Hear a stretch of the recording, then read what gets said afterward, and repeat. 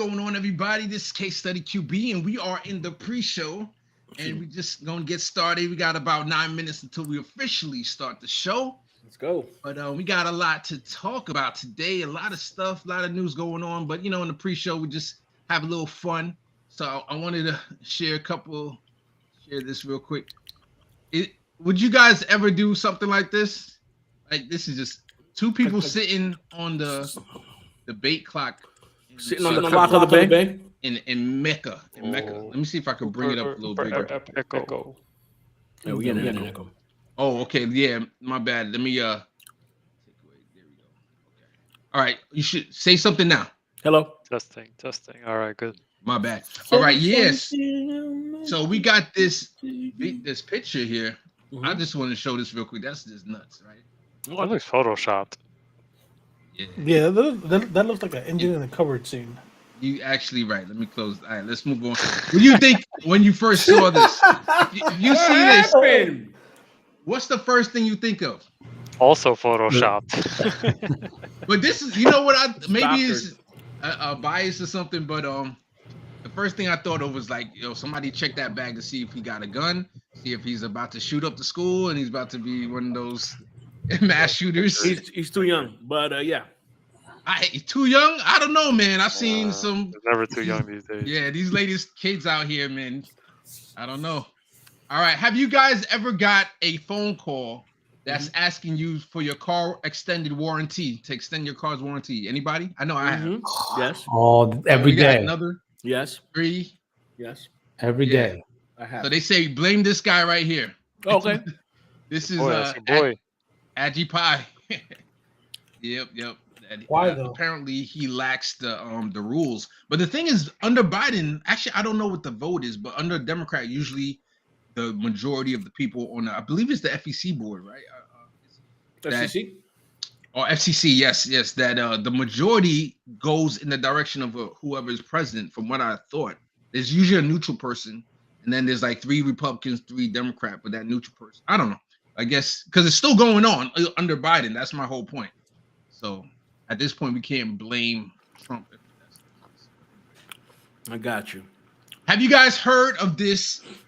Apparently, there's this weird thing going on where you can get testicular tanning. Let me see if I can bring up the picture. Testicular tanning.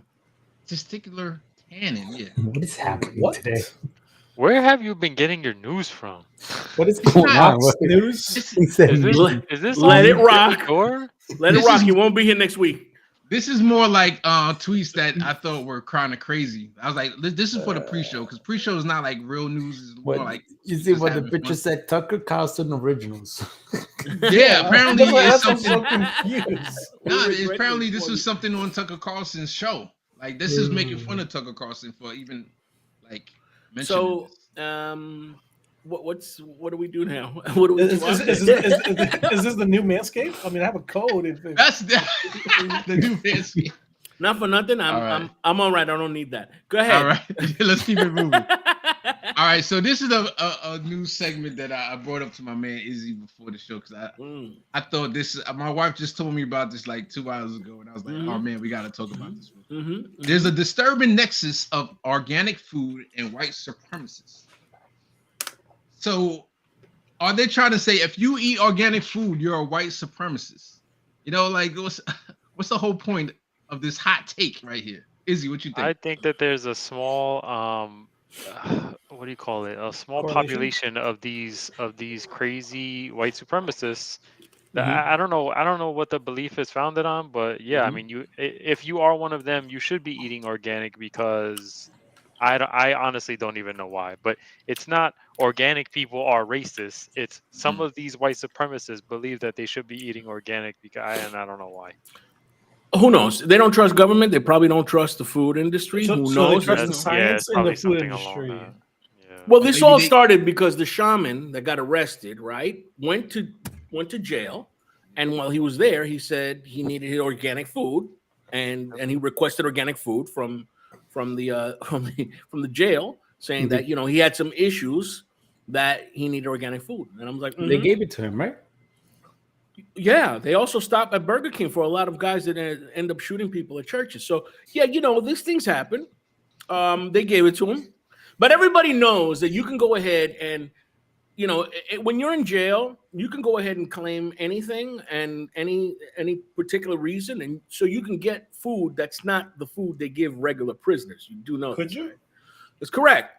So a lot of things are religious bias. You can go ahead and say, listen, I am of such and such religion, and I can't eat this stuff. I have to be provided the food that's, you know, part of my dietary restriction. So, you know, but I'm not saying that he did that. I'm saying he could be organic, but they're just trying to make a link with these guys, they're not just crazy. They eat organic. Who cares? I mean, who cares? Like I was telling my PJs before we got started. So from now on, to not be a white supremacist, you got to now eat your salad with a little sprinkle of pesticide. You know, like, is that the point this article's trying to make? You know, a little bit of Roundup on with your side of blue cheese. You know, like. No, but it says disturbing nexus. Like, oh well, it's disturbing that they're eating organic food. I was like, who cares? Yeah. I mean, you still white supremacist.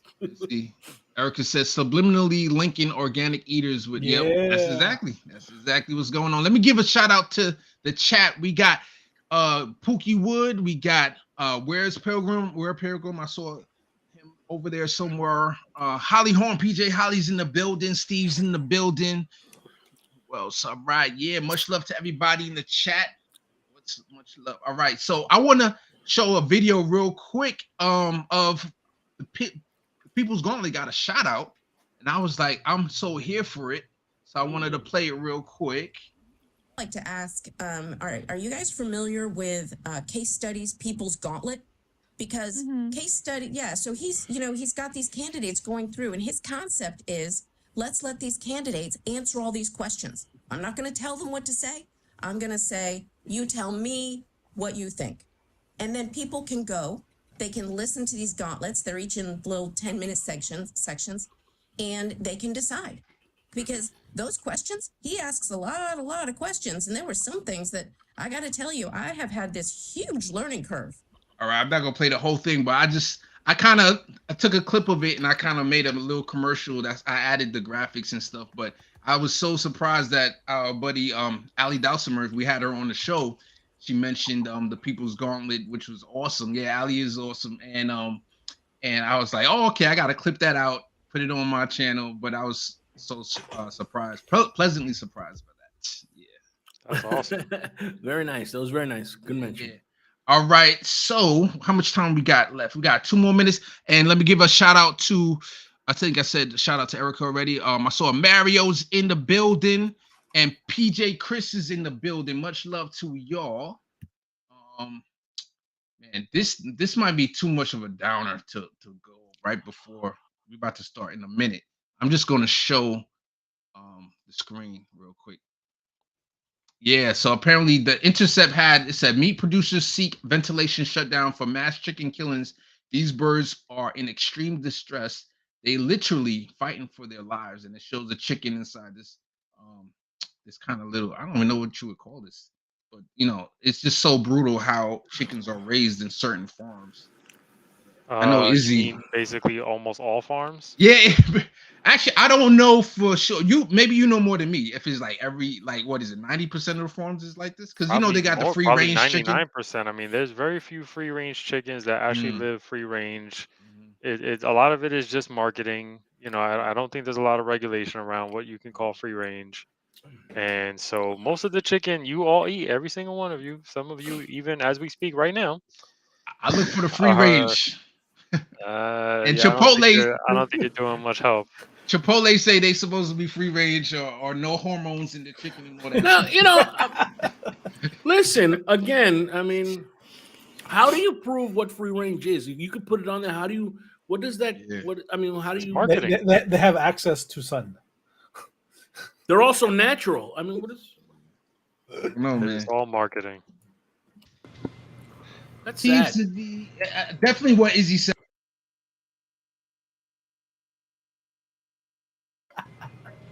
Did we start? Yeah. I know, right? But no, can you let me know when we're going to start the show? 8 o'clock on the dot. It's only episode 78. I put play music. I didn't say like play the logo. It's all good. What's up, everybody? This is Case Study QB, and we are starting the show right now at 8 o'clock promptly. And we're gonna have a lot of fun today. Got a lot to discuss, a lot of stuff going on. Mia's in the building. Much love to Mia. And yeah, so let's get into it. Let me go around the horn. First things first, as usual. Bendone, how you doing, Mr. Producer? I'm feeling good. A little sad. Our boy Carlitos ain't joining us. Yeah, I don't know. He skipped playing hooky on us. John, how you doing, my man? I'm good. I think Carlitos probably recovering from that loss from the Hawks. Oh, yeah. That could be it. That could be it. He didn't want to come up in here. He didn't want to come up in here. He didn't want that heat, that smoke. He didn't want that heat. Izzy, how you doing, my man? I'm doing all right. Or I mean, yeah. Elaborate idea. He's probably just playing Call of Duty right now. Like everybody know Carlito here. Like, dude is probably just gaming or sleeping because he was gaming too late. I know he ain't because I usually play with him. So I'm just kidding. Big Pun, how you doing over there? Thank you for taking the time out away from Call of Duty to jump on the show. This is exactly. It's either this or Call of Duty. That's all I've got. That's all I've got. It's official now. He's here every month. He might as well put it in his calendar. Oh, well, holla, yeah. That's it. I'm in. Love it. Yes. Love it. And then next week, I'm going to be taking a break. So the guys are going to have the show to themselves again. And hopefully they don't go off the rails too. I don't know if you went off the rails last week, or the last time that you guys had the show with no structure. Can we leave it up to Bendone? Can you give us some structure, producer? He just started the show off cue. How you going to be in charge? I know, right? It was on cue, technically. All right, so did you guys hear about Dianne Feinstein? There's a new article about how she's just losing her mind. Supposedly she's losing it. Mm-hmm. Yeah, she's losing. She be talking to somebody that she supposed to know, but then, and by the way, everybody, Dianne Feinstein is the senator, one of the senators of California, who's she's like 88 years old or something like that. Yeah, right. And she's talking to people about policy. And in the middle of talking to them, she's like, just keeps repeating, like, okay, what's your name? Talk for a couple minutes. Okay, what's your name? She's just losing it mentally. And God bless, God forbid that we're all going to be there one day at that age. But should we have a senator who's supposed to be, voting on legislation and supposed to be in the security meetings and all these different things, who is not there mentally? This is why we always go back. We always go back to this conversation of term limits. Like these people, she been in Congress for what, like 50 years? Well, 40 something years. So it's like I'll say that the president does the fitness check, right? Correct. They have to the senators to see if he's go mentally through something like that or not. The thing is, what doctor is ever going to evaluate a president, a senator, whatever, and be like, nope, I know you all voted for him, but I'm going to be the one to say, no, he can't have this office. It's never going to happen. Listen, in certain cases, we may have to agree, right? If the person is visibly not making sense or forgetting things, like we have to go ahead and go, maybe we should go ahead and do that. Listen, I've been a guy that I've always said we need to have mandatory retesting or a reevaluation of all drivers, because after a while, what happens is like your motor skills just go, and it's like, how what's to say that just because you're licensed that you have the same faculty? You don't.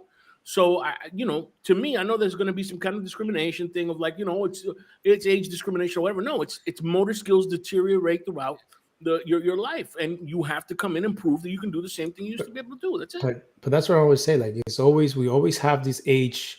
Oh, you're too young to do X, but you're not too old to do Y, right? So simple as like we have to, if you want to make it, age or whatever, we'll go back to term limits. Just put it, 3 term limits, whatever it is, 4 or whatever. You don't have people sitting there. You can have a newly elected person who was 88.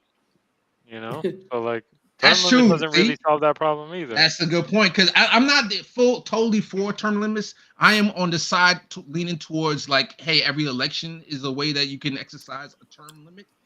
but I do see where it can also be beneficial, like the presidency, for example. I like that we get a new president every 8 years if they have 2 terms. But I like that Bernie Sanders, he's up in age, but he's whip as this. He's very smart. But again, like, you know, we can't like sit here just because we like Bernie stuff. Bernie been there for 40 years as well. No, not as not that I like Bernie necessarily. I'm lifting him up as an example of someone that but there should be, these people should not be in office for over 30, 40 years. Like, it's just that's crazy. Agreed. But I mean, agree if with you that. are there and you are a person that's in their 70s and you do have your faculty and you go ahead and show up and vote, I mean, that is what it is.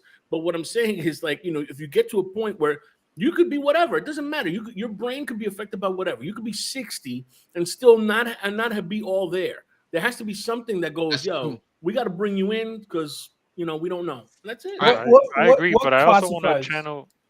Just real quick, sorry, but no, I just want to channel Carlito because he would be the one to come in and say it's not about the term limits. It's about, you know, getting money out of politics, right? Because that's what really makes people corrupt and makes those 30, 40-year lifers, you know, have the problems that they do. If we had all publicly funded elections, how do you even make it into a 30, 40-year term? And how do you become corrupt as a result? You know, that's very, very less likely to happen if we had, you know, publicly funded elections and these people weren't paid off by multi-billion-dollar corporations.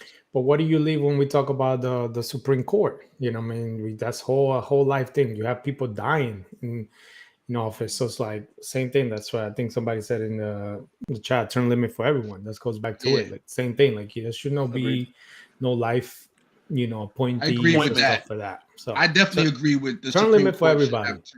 Have a certain number of years. But I don't know that no, because the Supreme Court we don't vote for. That's the thing. If we had terms and if we had unlimited term limits, let's say, and we have publicly funded elections, how could a Manchin be in office as long as he's been?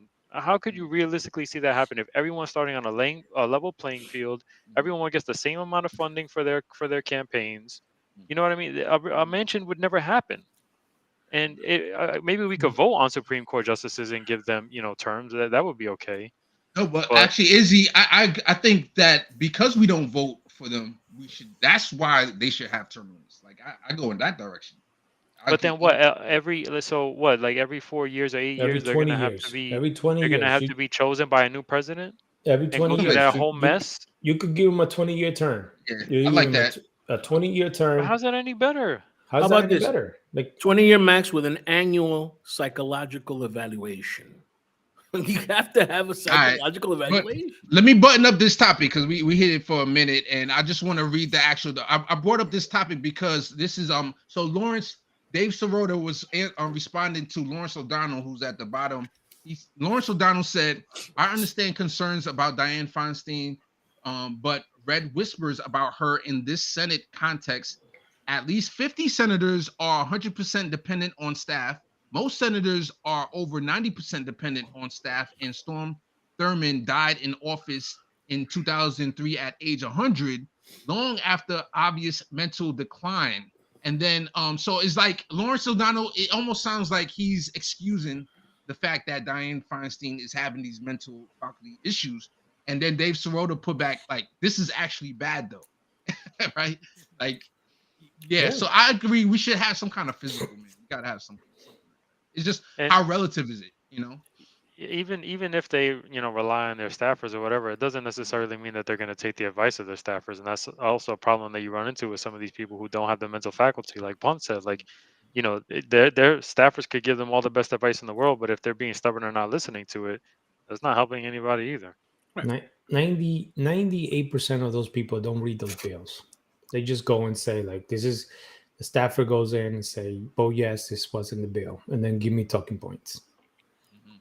All right, let's take a quick look and see the people that Elon Musk, I'm curious what you guys think about this. What Elon Musk, let me see if I can bring this up. These are the people he contributed. Because you said his name. So this is the Republicans, and then I got Democrats that he contributed to. And we're just going to do this real quick. We're not going to spend too much time. So he, $2,000 to George W. Bush in 2002, Marco Rubio, Lindsey Graham, Kevin McCarthy, and Joni Ernst. Right. So that's the Republican side. And then the Democrat side, you got Debbie Wasserman Schultz, Barack Obama, Rahm Emanuel, Hillary Clinton, and then Gavin Newsom.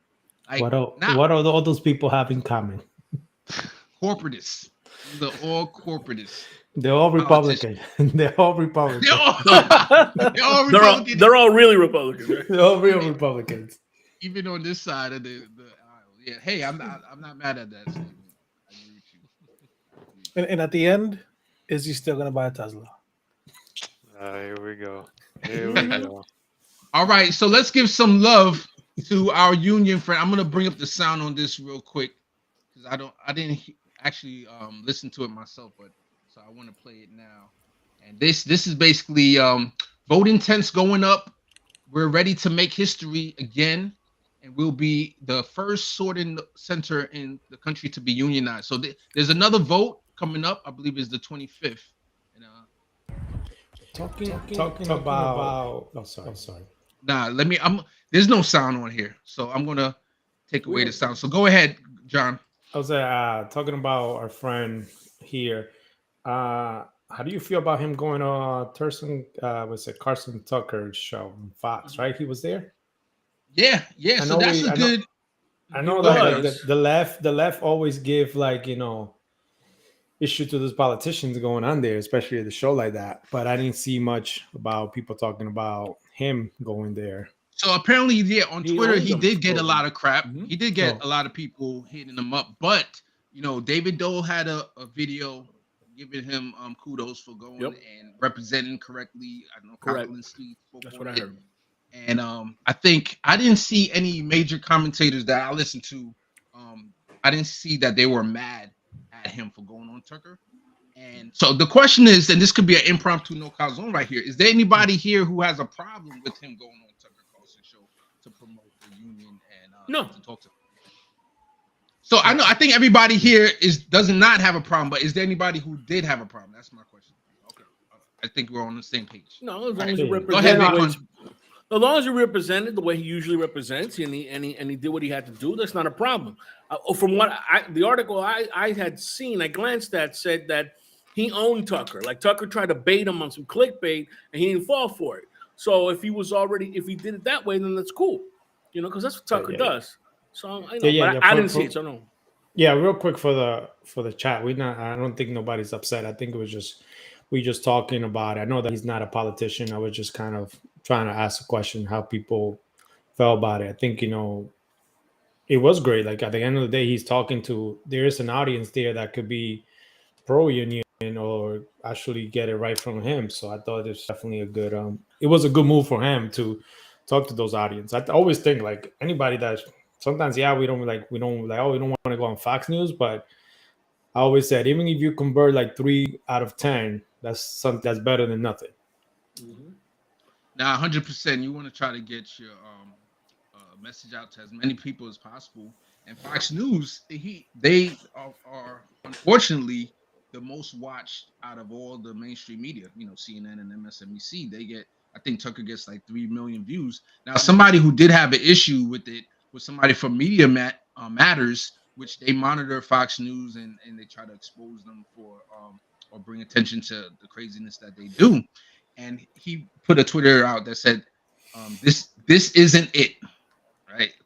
And that's how he responded to it.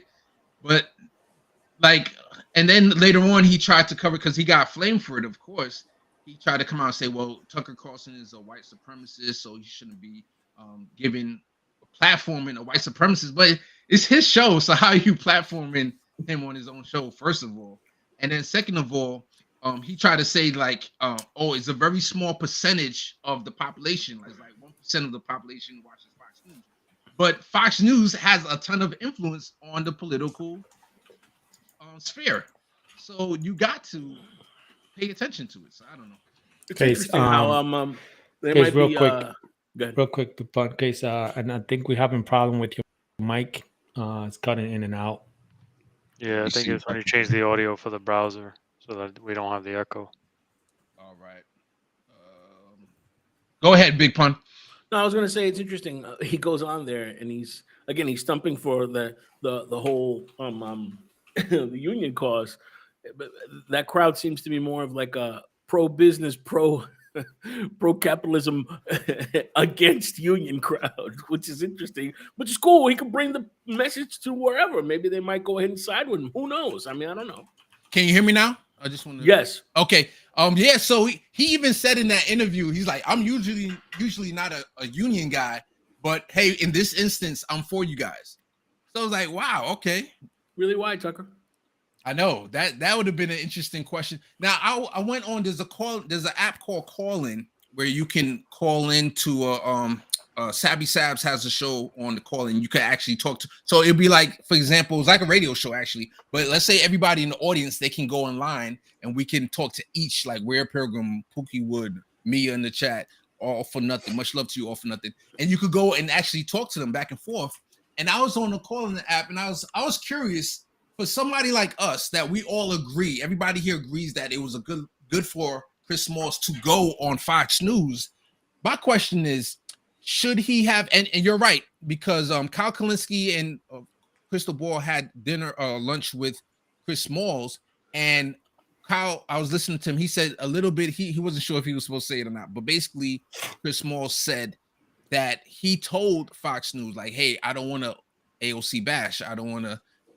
I just come in here to talk about the union.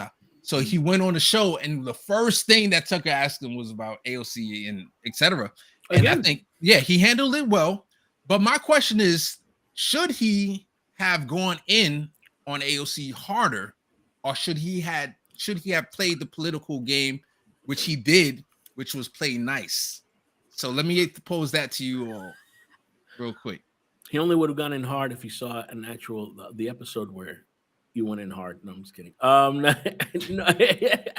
No, he shouldn't have, man. This is not it. Okay. I mean, I think that at the end of the day, he wants to go ahead and, put the union in a good light. He wants to go ahead and show everybody what the plight of the worker is, and that's what he's there for. He's not there to go ahead and be baited into AOC or whatever it is. And then he did what he had to do, and for him to come to Fox and be like, "Listen, this is what I'm not talking about," already shows that he knows what the story is there, right? He's kind of media savvy, so that was cool.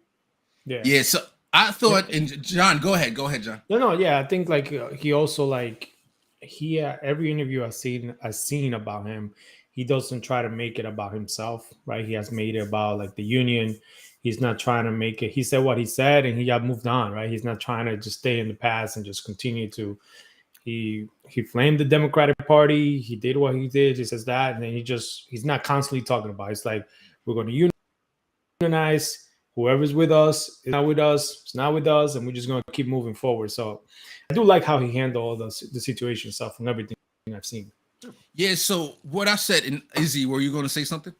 No, go ahead. Okay, so what I said on Savvy Show was, we talk, or I talk about the inside, and I didn't make this up. This is known. The inside strategy, the outside inside strategy, right? So you have the outside, which is pretty much us, because we have no connection to the White House. Then you have the inside outside. That's like the NAACP, who they can have a conversation or sit down with, like the chief of staff of the president, or maybe the president themselves. So they have a foot on the inside, but they're also NAACP. They're in the streets protesting, all that stuff. And then you're on the inside, so you're like an elected person. So with Chris Smalls, where he's in the middle, he's pretty much an inside outside person, where he had conversations with AOC. He's probably going to have a conversation with. I can imagine him having a conversation with the chief of staff of the president one day. Maybe not right now, but his name has definitely grown, and he's becoming more popular, a union leader.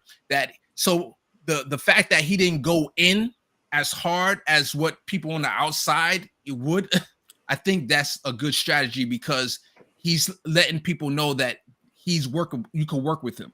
He's not going to compromise, but he's not going to be somebody that's going to call you names, which is unfortunately, Jimmy Dore is famously known for that, where he's just calling people out their name, and that's totally unattractive. Like, nobody's going to talk to you if you just call them cursed them out or something, you know.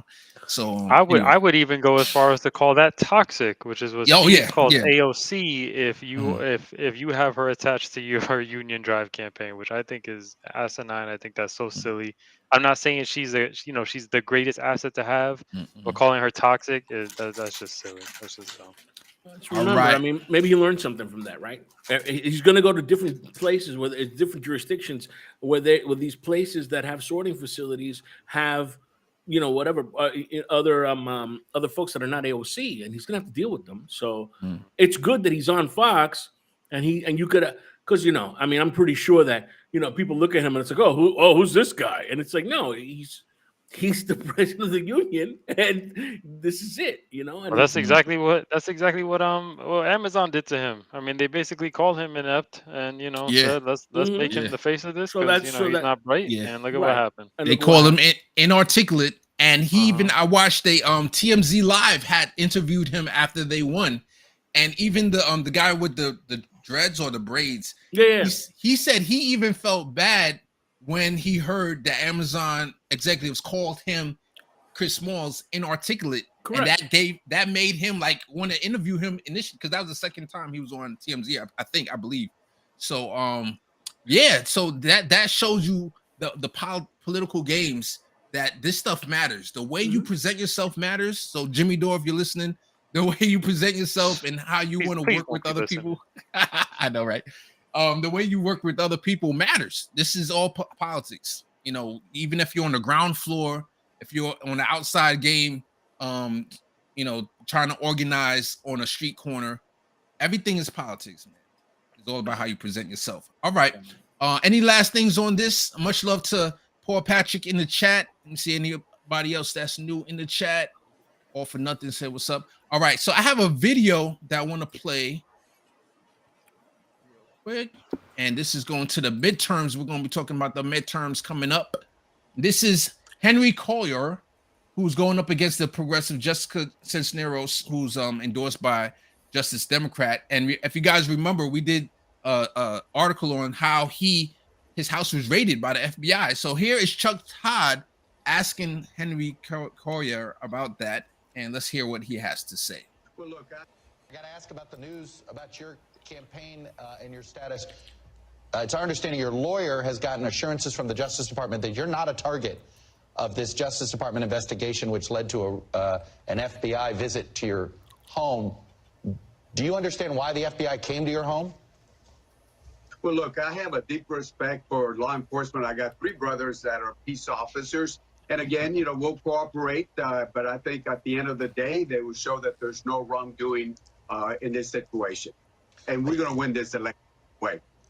No, but I understand that. What assurance did you get that you're not a target?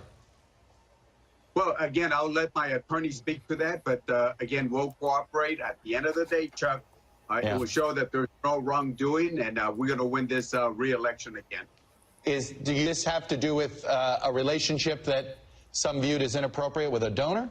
And again, like I just said to you, Chuck, I'll let my attorney say that, but we're cooperating with law enforcement. I have a deep respect for law enforcement. I got 3 brothers that are peace officers, and we'll continue working with them. But at the end of the day, there will be no wrongdoing, and we're going to win this re-election. And if you're happy to talk about Title 42. No, I am. But you pledged to voters that this is not going to, if you win re-election, this is not going to upend your career. That is correct. They will show that there's no wrongdoing, and we're going to win this election. Wow. Talk about deflect. His lawyer did a good job training him. Shout out to Randy. By the way, he's an attorney. These are the 4 lines you need to keep saying. This guy, he's just talking about everything except for the actual question. He's saying, my brother's a cop and this is a cop. And like, nobody asked you about your brother. But here's why we always talked about when I think that I'm probably one of the ones that always bring it up when you go to voters. Like, this dude house got raided by the FBI while election was going, and he still got 48% of the vote. Yeah, it's scary though, because he can win. He said we're going to win this election, and it's going to be him and Jessica Cisneros. Now, if you add, there was 2 progressives in the race. It was Jessica Cisneros who had the majority of the progressive vote or the vote, and then there was one other person that took like shaved off maybe 3%. But if those people stay home now in the main election, you know, this guy might still have a chance. Yeah. Because wait, so the main election, did they have to get 50% again, or you have to get over 50% to win? Because now it's just against 2 people. Before it was more than 2 people. Right. Yeah. So shout out to Randy in the chat. Shout out to who else? Any other people new? Yeah. So that's going to be interesting. Primaries to watch to see what's going to happen. I think the FBI just raids congressmen's homes. For no reason. They're just doing an audit. They're just doing an audit. You think they just show up like, oh, I'm sorry, Congressman. Is this your house? We didn't know that. We made a mistake. We made a mistake. Wrong house. Yeah. So Randy asked what happened. I think to this day, we don't know exactly what they're investigating. I think there's speculation on what they're investigating him for. But like, there's something about a cartel I've heard. It's been a while since I. Yeah, you saw Chuck was like, does this have to do some money with donors and money? Yep. Like, yeah. No, he's like. The first question he asked was like, "Why did they go to your house?" He's like, "What do you mean? Like, my brother's a cop." My brother's a cop. Well, they should have told you they were coming. If that's the case, or he told me they were coming. They told me they were coming. Oh, maybe they. But yeah, so that's the thing. Like, so we have a person in Congress who got all this heat on them, and they almost won the election. Like, what is it? And this comes to what John was talking about, and where I can almost lean towards your side about term limits. I'm still not there, but like, we need to educate the voters, man. We got to find a way to get better voters to vote on these things, because I'm sure a lot of them they probably did not know that he was raided by the FBI. What you think, Big Pun? Like he's gonna say something. Listen, general rule: if you're running for office and the FBI comes to your house, yeah, you kind of gotta go. I mean, you know what I'm saying? You shouldn't continue in the race. It's very simple. Yeah. I mean, what is going on here? I mean, you know, it's like I don't want. And then he gets 40% of the vote, which just shows you how crazy things are. I mean, it's insane. So, yeah, man, if the FBI comes to your house, you shouldn't be running for office. Yeah, well, it's a New Haven, right, where they reelected the guy with that had he got caught. What is it? Finance, something with finance fraud. And that again, it doesn't shock me. It depends on where you are. I don't know if you remember there's a mayor of DC that was famously caught in a very bad situation, and he was reelected. If you remember, yeah. So right. So I mean, that's the thing. I mean, that's why we have to protect the voters from themselves. Term limits.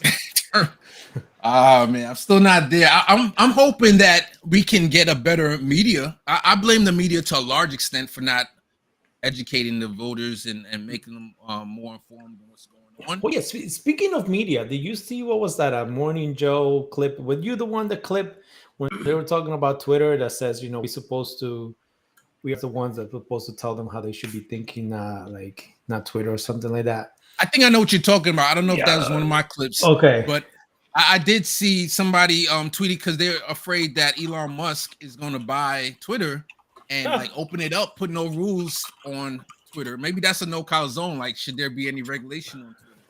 And yeah, I think it was something was funny how the media said we're supposed to tell you how to think. And they said no. They said something like that. They said the person, from what I remember, they said no. We need moderation. We to have freedom of speech. We need We need greater moderation on Twitter. There's some. I got to listen to that again. Yeah. If you find it, let me know. We can bring it up. But all right. At this point, we're going to go to Carlito's rundown, even though Carlito's not here, but Bendone is going to be playing the part of Carlito as we talk about we got 4 articles or 4 segments that we're going to talk about. Let me put my glasses. Oh, damn. We're getting old. Myopically challenged. No, I just wear glasses, so I'm going to be like him. That's right. So they're playing really dirty, right? So We started to talk about this a little bit earlier. Oh, right? yeah. Amazon lashes back in Staten Island warehouses. To nobody's surprise, right? I think somebody said water is wet earlier. Okay, so what do you think? All right. So basically, April 25th is going to be, I'm looking forward to that date because that's going to be the next union vote. But basically, the things that Amazon has been trying to strike back at the fact that they got their first union at this warehouse in Staten Island. So they're spreading racist lies. Then Amazon paid out $4.3 million last year to union busters whose job is to do psyops, basically psychological operations on the workers. So imagine you just minding your business, trying to work, trying to get paid, trying to make a living, and you have a whole bunch of operatives, people who you never met before, but they know your name, right? And they're here trying to convince you not to join a union. So what else? They have here's a quote from somebody that was in a meeting, a union busting meeting. It said, I'm not the fighting type, but that's just wrong. To be honest with you, if they were fair and neutral in these meetings, I probably would never have gotten involved. So it's backfiring, guys. The fact that they're having these union busting meetings and they're so negative against joining a union, against Chris Small, saying racist things about him, he's a thug and all these different things, is actually convincing people like, okay, if they're trying so hard for me not to join the union, maybe I should join the union. And then the last thing I'm going to say is that Amazon has filed 25 objections in the National Labor Relations Board seeking to overturn the ALU's Amazon Labor Union's watershed victory, arguing that the independent union intimidated workers into voting to unionize and challenging how the NLRB conducted the election. So basically, they're trying to intimidate the workers themselves by having these union busting meetings, and then they're accusing ALU, Amazon Labor Union, of trying to intimidate the workers. Right, because they didn't try to intimidate the workers themselves. No, we didn't spend $4.3 million on hiring props. Unbelievable. You know what I could do with $4.3 million? And it went down the drain because the union was formed anyway. Man, how much organizing can you do with $4.3 million? That's what Jeff Bezos uses to wipe his ass every day. Yeah, he gets that. He can find that in his couch. $4.3 million. I'll check that under billionaires shouldn't exist. Yes. There we go. Right, John? Right, John? Look at John jump into unmute his mic. Where's the unmute button? Quick. All right, let's go on to the next one. Don't get it round up. Don't get me started. Turn it red. We'll be here all night. All right, Bendo. So next article, right, with the times that we're in, right, there's a new app called Turnsignl. And it connects people to lawyers as they get pulled over. Yeah, so this is actually a video. So I'm going to play the video. Yeah, Bendo. It's 4 minutes. Yeah, I think we're going to play the whole thing. If you want to if anybody wants to make any comments, just let me know. Actually, because it's a video, let's just let it play. Let's let it rock. Let's let it rock, actually. Mistakenly drew her gun instead of her taser. 1 year since the death of Dante Wright in Brooklyn Center, Minnesota. He was the 20-year-old man fatally shot during a traffic stop by a police officer who says she mistakenly drew her gun instead of her taser. A vigil will be held tonight to mark the anniversary. Now, a free subscription to an app is being offered to everyone in Brooklyn Center. It lets them connect with a lawyer live if they're pulled over by police. NBC News correspondent Shaquille Brewster joins us now with more on this. Shaq, good to see you. So explain to us how this app works and why it is being made available to residents there.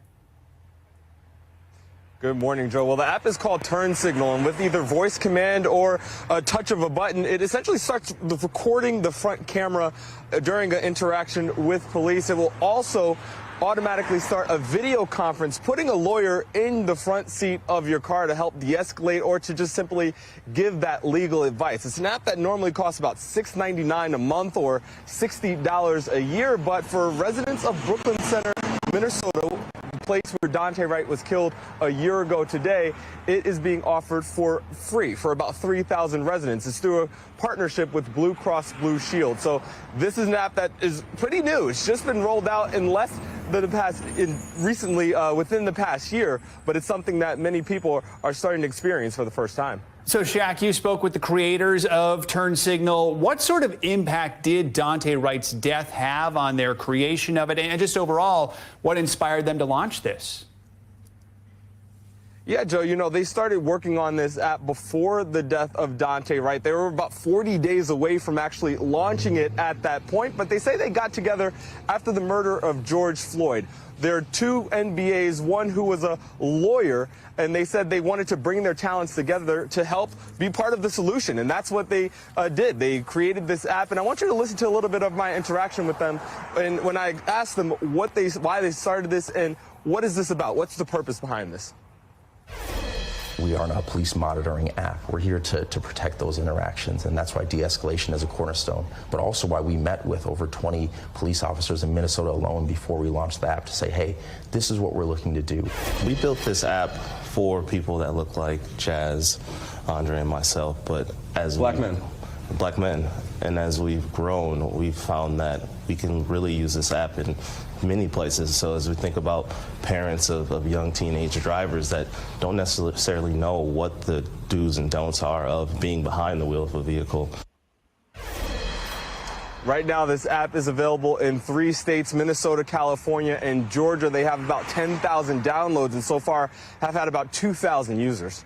So, Shaq, what's the reaction from police, from law enforcement there in Minnesota? Well, you heard them mention there that they got and built this app through the help and advice of members of law enforcement, talking to 20 members of law enforcement. I had a conversation with one of those officers, the police chief of the St. Cloud Police Department, who helped advise them as they were creating this app. Listen to what he told me. But my initial reticence was because it has the potential to divide our attention. So I've come around to the viewpoint that so long as whoever is on the other end of that phone isn't escalating, and if it brings comfort to someone that gets pulled over on a traffic stop.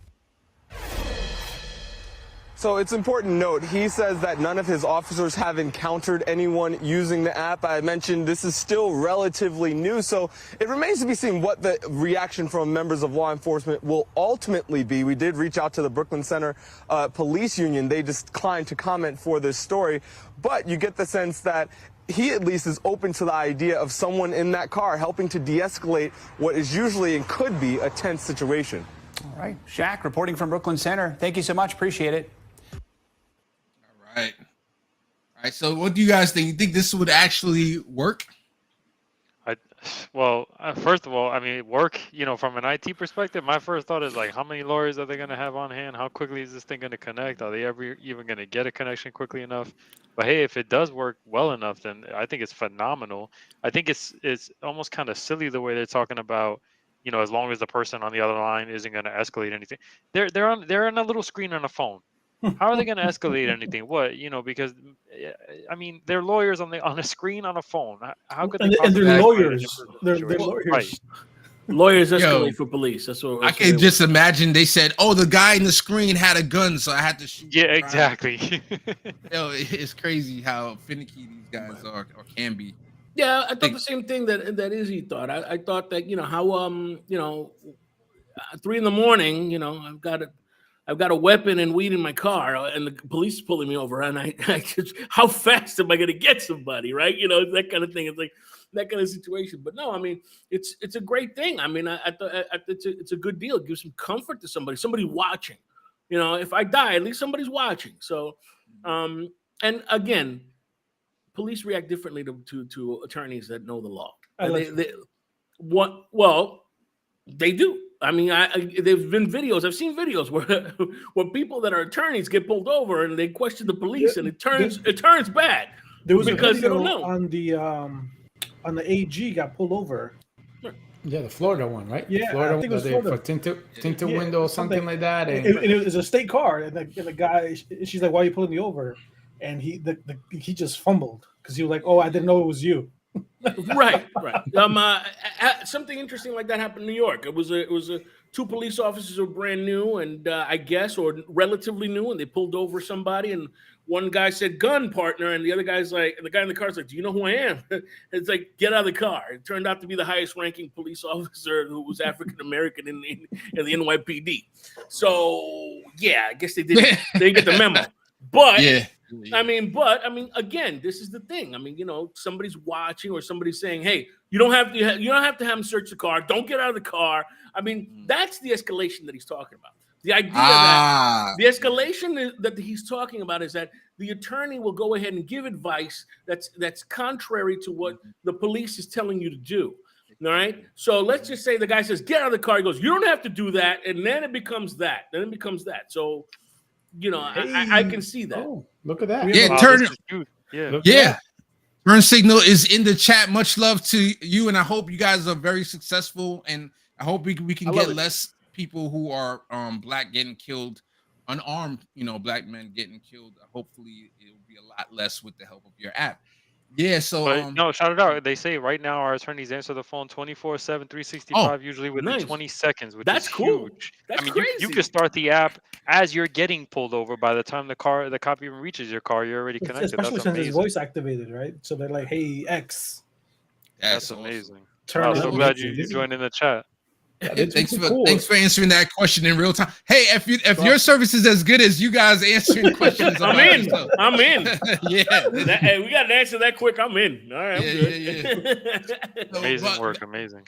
The point I wanted to make was that exactly what you said, Big Pun, with the fact that like if you just ask a cop for their badge number, they can feel offended by that, which is, I believe, it's legal to be able to ask for your badge. Yeah. Go ahead, Big Pun. You gonna say something? No, I'm telling you that anything that comes against their authority, right, what they believe is their authority, is going to be an escalating situation.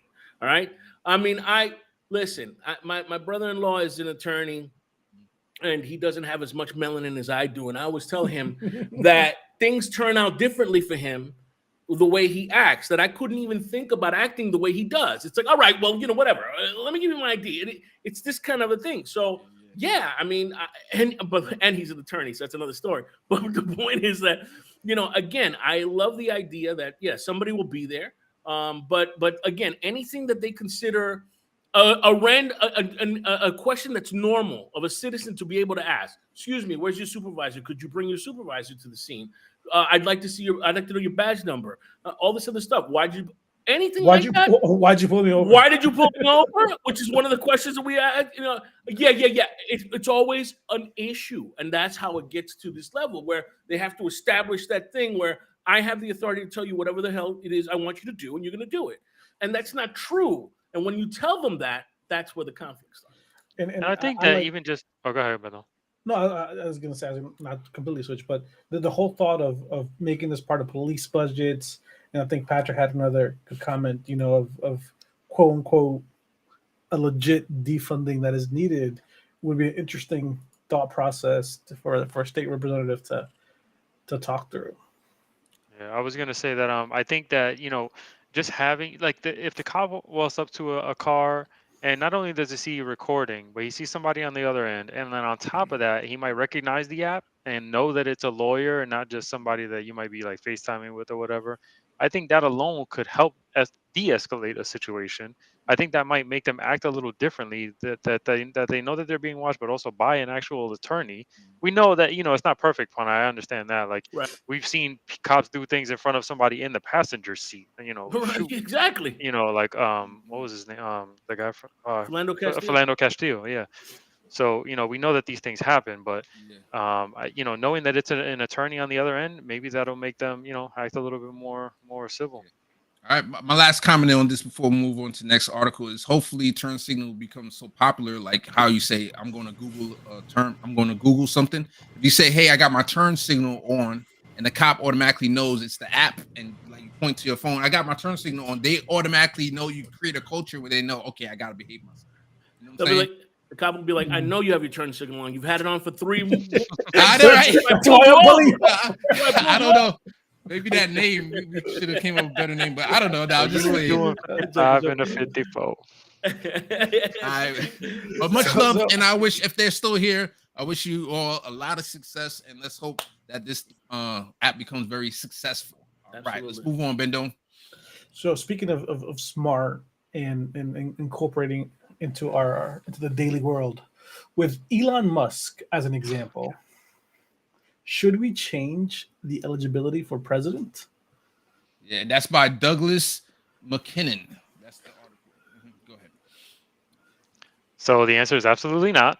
I think it's crazy that like the basis of this opinion article was even based on someone like Elon Musk. Of all the people to pick, this is the guy you picked. It just seems like, ever since Trump, all you have to basically do is become a celebrity by any way, shape, or form, and you are automatically a vocal celebrity, and you're automatically considered a presidential candidate. I mean, that's insane. It's like, a circus of our politics, which we already know it's a circus anyway. But I think we should change it, but not for those reasons that was listed in here of people that was born outside. I think we talked about this before with the age limit and everything else. So we should change it, definitely the eligibility, but not for what this article is talking about. Yeah, so just to be clear, what John just said, they're in the article, they're trying to make the argument that you don't have to be a U.S. citizen to run for president. No, right? that you don't have to be a natural U.S. citizen. You don't have to be born here. I'm sorry. Thank you very much. So you could have been born in Barbados, South Africa. In Elon Musk's case, South Africa, and you could still run for president. And I agree. Again, Arnold Schwarzenegger is going to be very upset. Very good point. It'll never be too late for him, though. Well, as I'm saying, he's going to be upset. I mean, he became the governor, but he couldn't be the president. So now they changed it, and you're like, oh, well, now you're doing this? Yeah. And we know he was dying to be. That was one of his bucket lists, was to become president. Let me tell you, I think that he would have been one of the celebrity people that would have been in the mix if he had been allowed to by the rules. Yeah, and I think so. He would have at least gotten the Republican nomination. Now, would he have beat Obama? Now that's another question. I don't know. What you guys think? That's a good question. No calzone. Schwarzenegger. Before we start, let me just say, before you say yes or no, I want you to say that. I want you to understand what's going on in Georgia right now. All right, understand what's going on in Georgia with your boy Herschel Walker, who's not showing up to any debates, but he still looks like he's gonna beat out Warnock. So just understand what the cult of personality is. Yeah, Georgia. The cult of personality is. Understand that, right? Understand what's going on. So I think Pookie would honestly, Pookie would just change my whole argument. Now I'm like, well, maybe we have to allow it. But you're on mute, Pun. Oh, you're on mute, bro. I'm sorry, but think about that, though. I mean, think about it. That's a whole other situation. But think about that. I mean, Herschel, not the brightest bulb on the tree. Let's be real. Let's just be real. You talk about somebody who needs an evaluation. Herschel, come on, bro. So you hear him, CTR, that's what I'm running. I'm running because of the CTR. I'm like, dude, no. And this guy is leading. So think about that when you think about this question, because then celebrity means a whole lot. But think about this. Think about getting stuck with Herschel Walker for 40 years. Right, and you can be. All right, damn. And you can be. And you can be. John's making his argument. I don't know. You got to protect people from the people, right? Yeah. You got to protect. Speaking of which, real quick, sorry. Have you guys seen the Larry David commercial where he acts like he's, back in the Constitution days? I forget the company. FTX, I think is the name of the company. You should look it up. It's hilarious. Yeah. He's like, you mean we should let the people vote? Even the stupid people? The stupid ones too? Yeah. And I'm like, yeah, damn, when he put That's it that the way way. it is. It's right. That's right. Yeah, yep. So he said, let me see. Somebody in the chat said, many people vote on name recognition. Exactly. A lot of political consultants will say that name recognition is a huge, huge deal, which is why getting TV commercials and establishing yourself. Like Phil Murphy, my current governor of New Jersey, he's in his second term right now. But before, I think it was like 2 years before he ran for governor the first time, he had advertisements just saying, "Hey, we need a New Jersey, and we need to." And he didn't say he was running for governor, but he was just saying like, "This is a commercial for us. We need to have a better New Jersey." And he had a couple, bullet points in there. But he knew what he was doing. He's just getting his name out there. So by the time it was time for him to announce and to run officially, you kind of know, oh, that Phil Murphy. I know that name. It sounds familiar. Yeah, all the people in Georgia, all they remember is Herschel Walker, the football player. So correct. Yeah, correct. I went to Georgia. He's an Georgia alum. That's it. Bulldog. Let's go. So, guys, with that said, I'm going to be interviewing a candidate. He's an independent Democratic Socialist. He's going to be running against Sarah Palin in Alaska. Guess what his name is? What? Santa Claus. So now With a K? Name recognition. With a K? So I was talking to my wife, and I'm like, "Yeah, I'm going to be interviewing Santa Claus tomorrow." Da, da, da, da. Like I just kept going. She's like, "Wait a minute, you can't just go past that. You're interviewing Santa Claus." OMG. I was like, "Yeah." He looks like Santa. Matter of fact, the Vanguard, and this is after I booked my interview with him. I think it was the next day or the same day, I saw him get interviewed by the Vanguard. He looks exactly like a Santa Claus. Now, of course, he changed his name legally to Santa Claus, but that doesn't mean. Oh, what? No, he did. But you guys might think he's not a legitimate person. Like maybe he's a crazy guy, right? He actually, I believe he was the mayor, and I think he was at the state level. He got elected at the state level. Oh my God! So he's an official. He's a legitimate person, and he's running for the House. Wouldn't that be interesting to see Santa Claus, a Democratic Socialist, in Congress, right? You sure this is all true? You're over here saying you're telling your wife you're going to interview Santa Claus, and then you're leaving us once a month for the show. Is there a connection here? Like, are you Matter of losing the fact, chase? okay, guys, just for that, I'm going to try to find the video because I clipped the first time I found out about this guy. Oh my God! I clipped the video. Please tell us you're not running for office. Who's running for office? What are you talking about? Nah, I'm not running for office. OMG! But I'm gonna try to find a video before the show is over. But I think we're good with this conversation. Go into the last article, right? Yeah. So the last article. Are Atlanta officers incentivized to write more tickets? CBS46 Investigates. Article by Rachel P. A CBS investigation has uncovered an incentive system that encourages police officers to write more tickets. Surprise, surprise. No. Atlanta police officers tell us that they are rewarded points based on their policing actions. Hey, Turnsignl is in Atlanta, in Georgia, so that'd be good. But if you look right at the top line, right, we don't even have to go too much into detail, but it looks like it says multiple Atlanta police officers told CBS 46 that they are often placed in undesirable zone or assigned undesirable shift if they don't score enough points. They have like an 8-point system. You get certain points for like the type of tickets that you give. What they're really the story is not are they incentivized. The story should be, are Atlanta officers penalized for not writing enough tickets? Because that's what the story is. The story is, and I'm sure that this goes on in other police departments as well. The story is that unless you're not writing tickets, you're not doing your job. And that's how they go ahead and gauge this, what you're doing out there. So that's why there's quotas. And every month you have to come up with a quota. Are they incentivizing you? Yeah. You want to work midnights in the back district? No, I don't want to. Well, you better start writing some good quality tickets because it's a money-making operation. That's what goes down. Quality. So check this out. If you scroll down where it says, for example, writing a traffic ticket earned you 1.5 points, while felony with juvenile arrest is worth 5 points. Meanwhile, call for service, which include 911 calls, are worth 0.25. Right. Like, again, a whole point which one of those calls is revenue generating? You understand what I'm saying? You can go ahead and answer all the domestics and all you want. That ain't gonna bring money into the thing. So that's basically what it is. It's messed up. It's messed up. Well, it is what it is. I mean, and that, folks, is our wrap. All right.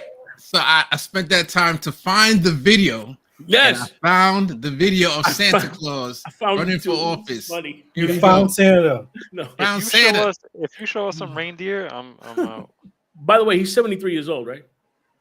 I don't know. Hold on a second. I'm just saying. 23 years old. That's what I saw. Let's go. Go. All right, here he is. Tonight's Fact or Fiction, we're looking into a nugget that has people doing a double take. Sarah Palin got a lot of media attention last week when she announced her candidacy for Alaska's congressional seat. She joins a field of 50 other candidates, which includes Santa Claus. And that is no joke. Santa Claus, which is his legal name, is a two-term councilman and current mayor pro tem of the city of North Pole, Alaska. He describes himself as a democratic socialist in the mold of Bernie Sanders. Before changing his name from Thomas O'Connor, Claus held a number of jobs, including special assistant to the deputy police commissioner of New York. Tonight's Fact or Fiction. All right. Looking into So now this is going to be the real test for name recognition right here against Sarah Palin, Santa Claus. Who's going to win? You can't 50 vote against candidates, Santa. though. I know, right? By the way, he's not just a democratic socialist. He's also 73 years old. He openly uses marijuana. I mean, you have to. There's more behind the story, which is so you got. I'm reading another thing on him. Okay. He's also he's a vegetarian. It's like so yeah. Wow. When this is gonna get real. Like is he an organic vegetarian? See, that's a good question to find out if he's a white supremacist, right? Now we know. Now we know. No, I mean, no, I don't think that I don't know what's gonna happen here, but who's got more name recognition? Santa Claus, Sarah Palin. So the question is, you know how Fox News always says she had a show, Christmas? no? Yeah, she had a show too. But you know how Fox News always says there's a war on Christmas. So whose side is Fox gonna be on? Santa Claus or Sarah Palin? I think they're gonna be conflicted. Fox, yeah, they're gonna be with Sarah. Steve says Santa Lion. He be eating reindeer meat. Wait, so Casey, did you say you're gonna have him on the People's Gauntlet or just interview No. on the? Oh, actually, I'm going to ask him if he would be interested in doing the People's Gauntlet. That would be cool if he would want to do that. Santa Claus doing the People's Gauntlet. Yeah, hey, that might blow up the People's Gauntlet. Might get some new notoriety. She's gonna lose to Santa Claus on name recognition and support for marijuana, which is funny. Yeah, there's something about Santa smoking weed that's it's not gonna go down with people in Juneau. That's just me, but What else would they hold coals? The funny thing about people in Alaska, I don't know if a lot of people know about this, but they get a check every year from their oil companies. So they're like the most socialistic state in the whole union. That all you have to do is live there, right? And you get a check, right? Or the closest thing to a socialist. Right. That's And on top of that, Sarah Palin, I think she campaigned to be governor, like on raising that amount, and like she achieved it. So like she's like the biggest hypocrite when it comes to like her railing on socialism and all this. Whatever, man. It was energy, and it's their All kind right. of energy, and that's what she likes. So Yeah. I got two before. We got like, oh man, we got 2 minutes left. Jesus, the time flew by. So no calzone. I was gonna I had 2 no calzones lined up. Do it. And I'm just gonna mention them, and you let me know which one you want to do. So the first, Oh, I like this. The first no calzone was gonna be with Pramila Jayapal and the Progressive Caucus endorsing Chantel Brown over Nina Turner. Should Let's the do that. squad officially leave and start their own caucus? But I think everybody will say yes, right? Is there anybody who say no, they shouldn't start their own caucus? Unfortunately, it's a yes. That's super disappointing. Like incredibly disappointing. That the Progressive Caucus endorsed Chantel Brown, right? Well, yeah, Pramila Jayapal specifically. I mean, we already know who she is, but Yeah. The question is, should the squad, the people who call themselves the squad, we have like a good 6 to 8 people who's very new to Congress, so they're more likely to do the radical thing, what people will say is radical, and just leave the Progressive Caucus to start their own official left Tea Party, or they will call the Freedom Caucus on the right, like have them start their own. Is there anybody who think they should not do that? What's the value? So the value is now, because you're in the Progressive Caucus right now, right? If you're in the Progressive Caucus right now, matter of fact, Chantel Brown became a member of the Progressive Caucus a day before Nina Turner announced. So my speculation is she caught wind that Nina was about to announce. She went to Pramila Jayapal and said, "Hey, how can I get your endorsement?" Pramila said, "Hey, if whoever is part of the Progressive Caucus, we automatically endorse them. So if you join, you would get automatically endorsed." So she said, "Okay, I'm going to join." That's how we know the caucus is a joke. But I thought, as I said, do all caucuses follow the same game plan, or is the progressive one just all over the place? So they're supposed to have rules to Yes be or a no? part of the caucus. So one of the rules that they did actually do a little bit of reform.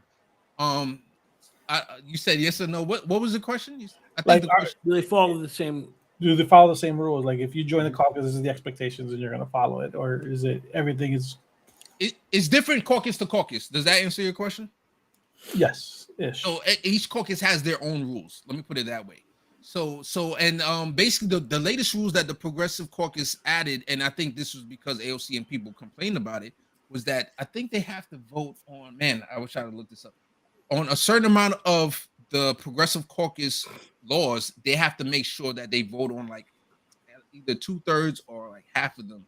They have to vote on it in the affirmative, I believe. She's if anybody, she knows. Progressive Caucus is a joke. Let's just put it that way. It's a joke. They're not. They didn't, as a caucus, they did not prevent the infrastructure, the bipartisan infrastructure bill from passing.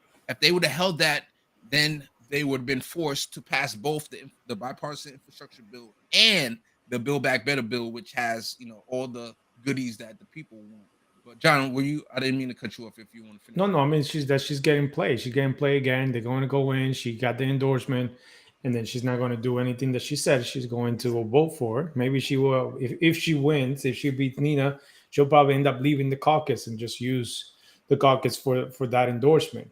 And I think the Progressive Caucus is a joke. They should remove her as the leader of it. Yeah. She has shown that she doesn't really represent, and we always have discussion, right? That what does progressive even mean anymore? Yeah. Like they have just taken it and they nationalize it, and it's no longer meaning behind it. So Aaliyah said, like, what's going on in her state that she's playing these games? Anyone have a list of corporations in her state? Now I'm assuming she means Pramila, or Aaliyah means Pramila Jayapal. And Seattle is from what I understand, is a progressive liberal kind of state, right? It's got Kshama Sawant is there. Oh, Amazon's there, but Amazon, Microsoft. Okay, so maybe I'm wrong. No, but those are just the corporations that happen to be there. I mean, you are right that overall, like the people of Seattle are fairly progressive. But they also have one of the headquarters there. It also has one of the most popular socialists outside of Bernie, Kshama Sawant, who's part of the Socialist Alternative. She's a city council woman that I wish she would run maybe for Pramila if she's in her district. But we definitely need her energy in Congress. And by the way, somebody mentioned earlier that Kshama Sawant would be a person that could run for office for president because she wasn't born in America, and that would be like a person that I would like to make a alternative for, in favor of letting other people run for office. But anyway, not seriously though. But not seriously. Just kidding. What else we got here? Any other? Oh yeah, so that was the no-cow zone for that one. I think we talked about it enough. So here's the last one, and then we'll end the show. The last no-cow zone is: would you want Dianne Feinstein to be replaced if there was a Republican governor? See, so now it's like people over ideology, or having a person who's mentally sound over someone who has your own ideology to a certain extent. So if you have a Republican governor, he gets to appoint whoever he wants to go in her place. So we know we have a person here who's not mentally sound, but would we want a Republican in her place? For the good of everything, yes. Interesting. I disagree because of the point that was made earlier about the cabinet, right? Like her staff. Her staff is probably what who's doing most of the decision making, and obviously the what are you gonna say? But wait a minute. So we're okay with her, right? Not just being out of her sound mind and body, even in public, as long as we have the idea that there are people behind her making the right decisions. That's what we're saying. Compared to somebody who I don't, or compared to somebody I might not agree with, that is of his own I definitely mind. do not agree with. Not might not agree with. Definitely are absolutely polarly opposed to.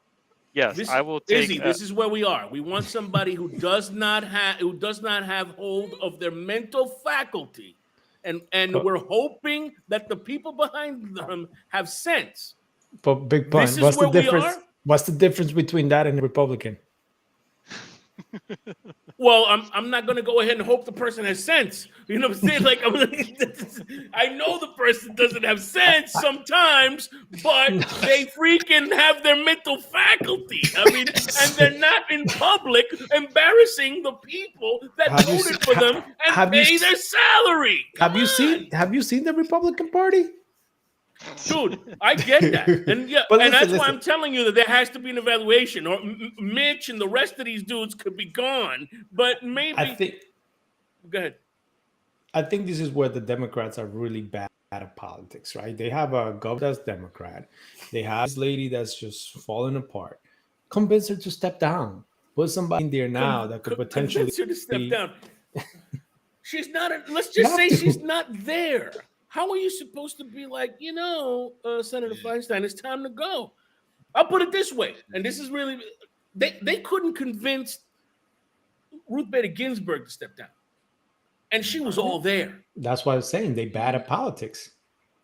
But it doesn't have to do with them and necessarily. It has to do with the individual. And if there's rules, like we already said, we wouldn't have this problem. And that's part of what I'm talking about. Well, big pun. Paul Patrick said if they would replace her with Donald Trump, that's the only bad.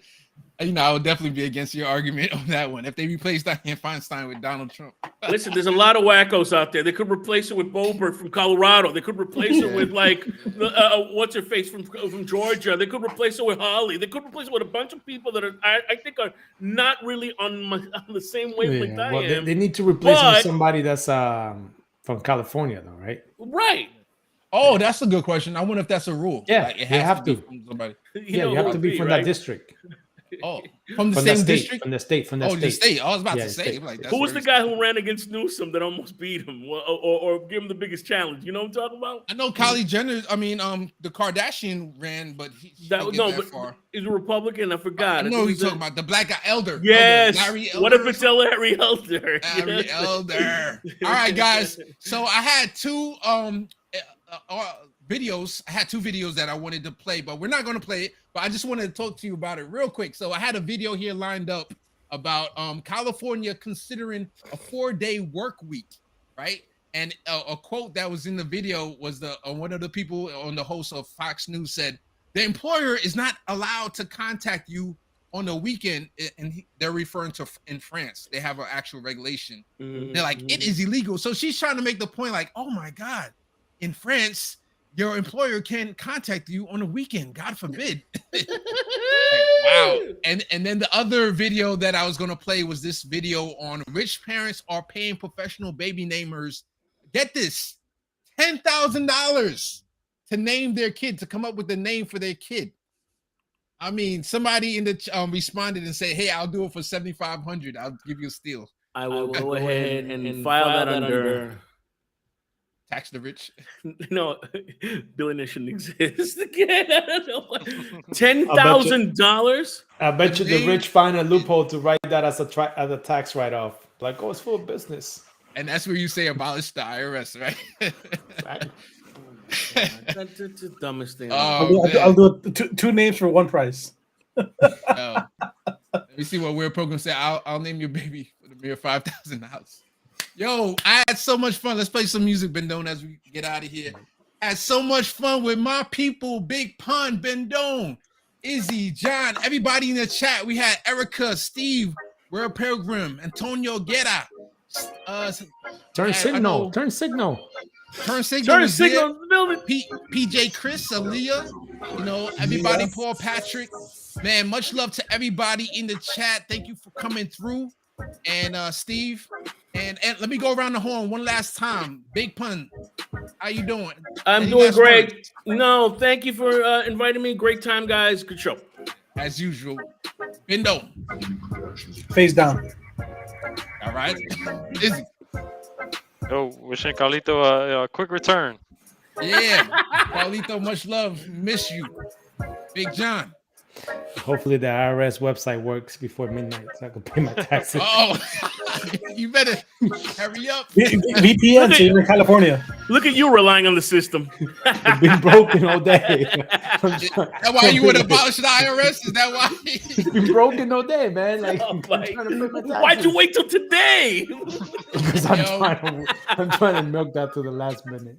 Oh my You're trying to get some new expenses to write off. Could have been anywhere in the world, but you're here with us. I appreciate that. Pedro Hernandez, Nancy Vancher, PJ Chris, Akiba Shakita. Thank you for being Patreon members. And we are out of here. See you all next Monday. I'm going to be taking a break, and the PJs are going to go wild without me moderating. So we'll see how crazy it gets next Monday as I take a break. Much love to y'all. See you later. Adios. Peace. Peace.